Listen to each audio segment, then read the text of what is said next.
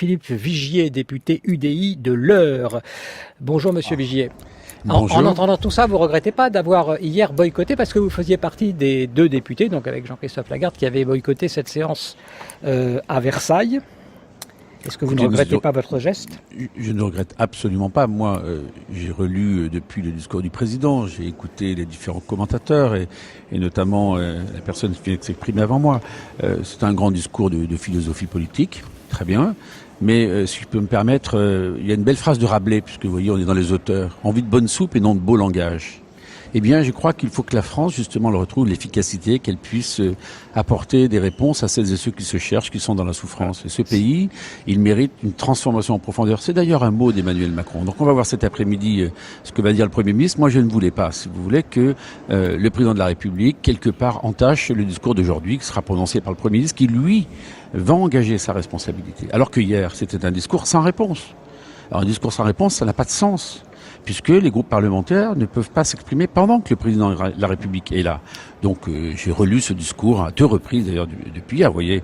Mais j'attendais des annonces. Est-ce que sur le plan de la construction européenne, il y en avait ? Est-ce que sur le plan du redressement des finances publiques, il y avait un mot ? Est-ce que sur le plan de l'accès à l'école pour tous, et de voir comment on pourra justement faire en sorte que cette France, si vous regardez les 5 dernières années, nous avons chuté dans le classement des pays d'Europe de 22e à la 27e place. Donc on a des sujets fondamentaux. Voilà. Et de tout cela, j'imagine que Édouard Philippe va parler peut-être et vous rassurer. En tout cas, avec vous, on en reparle si vous voulez bien. Philippe Vigier, dans la séquence interne. Notre invité, qui est député UDI, attention, d'Eure-et-Loire, j'ai dit par erreur simplement de l'Eure tout à l'heure, Philippe Vigier. Donc vous n'étiez pas au Congrès hier, vous nous l'avez dit, vous avez dit pourquoi, mais vous allez sans doute voter la confiance cet après-midi à l'Assemblée, c'est-à-dire que vous êtes davantage finalement philippiste que macroniste. Non, je ne vais pas voter la confiance, je vais m'abstenir cet après-midi. Je l'ai annoncé depuis quelques semaines, je l'ai indiqué à mes électeurs. Pourquoi ? Moi, je ne suis pas dans la majorité présidentielle. Je suis dans une opposition constructive. Un peu ce que j'ai pratiqué d'ailleurs à l'UDI pendant 5 ans, et pendant 3 années en particulier en tant que président de groupe. C'est-à-dire qu'en fait, je soutiendrai le Premier ministre dans tout ce qu'il fera et qui ira dans le bon sens à mes yeux. En revanche, je m'opposerai lorsque ça n'ira pas dans le bon sens. Je vais prendre 2 exemples. Vous voyez la fabrique de la loi. Hier, Emmanuel Macron nous explique qu'il faut moins de parlementaires, qui travaillent mieux, qu'ils aient plus de moyens pour travailler. Très bien. Vous voulez que je vous dise comment ça se passe pour l'ordonnance sur la loi travail ? Eh bien, le délai d'amendement, c'est demain. Vous voyez le temps que l'on a pour travailler ? Et on veut nous expliquer qu'on va mieux travailler, c'est maintenant qu'il faut des moyens. Et puis pour le vote de la confiance, pourquoi je ne veux pas voter la confiance ? La CSG qui va augmenter d'1,7 point, c'est une arme de destruction massive contre le pouvoir d'achat des fonctionnaires et des retraités.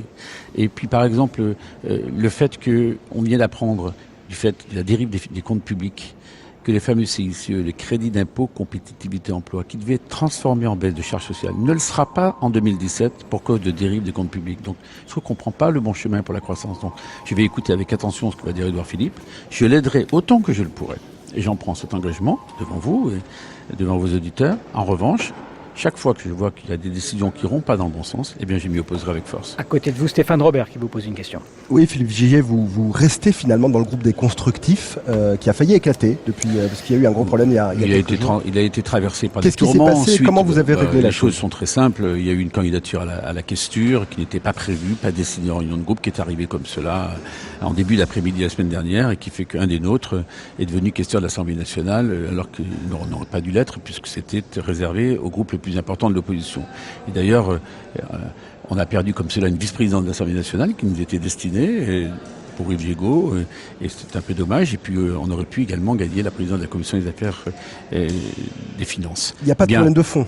Il n'y a pas de problème de fond sur le fait qu'on veut, au travers des constructifs, avec des hommes et des femmes qui viennent d'horizons différents, du centre, de la droite, des indépendants, bâtir une offre politique nouvelle. Et un nouveau comportement à l'Assemblée, c'est ce que je viens d'expliquer. Moi, je m'abstiendrai sur la confiance. Certains collègues vont voter la confiance. C'est la liberté à l'intérieur du groupe.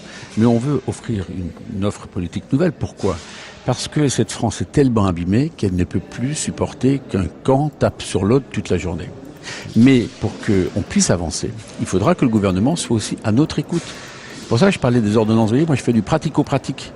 Comment voulez-vous qu'en 24 heures, on soit capable de faire valoir un certain nombre de propositions que nous serions amenés à faire? Il y a l'état d'urgence dont le président a annoncé qu'il allait le supprimer et intégrer dans la loi un certain nombre de dispositions. Je me souviens, je m'étais beaucoup engagé sur ce texte à l'époque et dans l'hémicycle, eh bien, on verra si ou non il est en capacité d'écoute. Donc j'attends d'Édouard Philippe. C'est à lui d'ailleurs. C'est le patron de la majorité par définition. Le Premier ministre, celui qui est le chef d'orchestre de ce nouveau gouvernement et de l'action gouvernementale, et bien que de là des mots, on passe aux actes et pour le moment, je n'ai pas lieu de douter. Dans ce groupe des constructifs, vous êtes 18 députés membres de l'UDI. On est 16 plus 4, 16... en fait on est 20 et 34 députés en tout. Est-ce que le divorce est consommé avec les Républicains et dans ce grand bouleversement des repères politiques, est-ce que vous vous sentez encore de droite? Je suis pas de droite, moi je suis du centre depuis longtemps et vous voyez, je suis un historique, je suis un canal historique du centre. Moi j'ai milité au CDS quand j'étais petit, dès mes 18 ans, je n'ai jamais varié. Mais le groupe des constructifs est préservé. On a eu un gros incident la semaine dernière, on s'en est expliqué fortement, avec engagement, avec conviction. On passe à autre chose, on avance. Voilà, il faut avancer parce que ce que nous devons faire pour le pays est plus important que ce qui s'est passé, même si c'est grave. Et vis-à-vis des Républicains, de la droite républicaine, dites je comprends qu'ils ne soient pas du tout satisfaits du fait que cette question devait leur revenir. Mais bon, écoutez, on est passé maintenant à autre chose. Ils ont la présidence de la Commission des Finances avec Éric Woerth.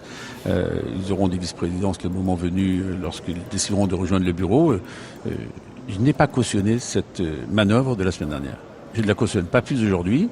Mais maintenant, il faut avancer. Est-ce que cette atomisation des groupes politiques qu'on constate avec l'arrivée de La République En Marche et d'Emmanuel Macron à l'Élysée, est-ce que ça ne va pas vous affaiblir un petit peu en tant qu'opposition, même si elle est constructive? Écoutez, nous sommes un groupe de 34. Je m'aperçois que sous la précédente mandature, nous n'étions que 27 députés. On a fait entendre notre voix.